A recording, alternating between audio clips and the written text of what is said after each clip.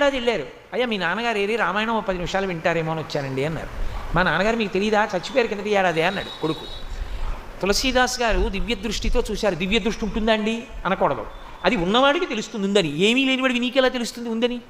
కాబట్టి దివ్య దృష్టితో చూశారు. ఎక్కడున్నాడో తెలుసా, కిందటి ఏడాది వరకు జమీందారుగా ఉన్న జీవుడు ఆ ఇంటిలోనే పశువుల కొట్టంలో ఎద్దుగా ఉన్నాడు తాపత్రయానికి.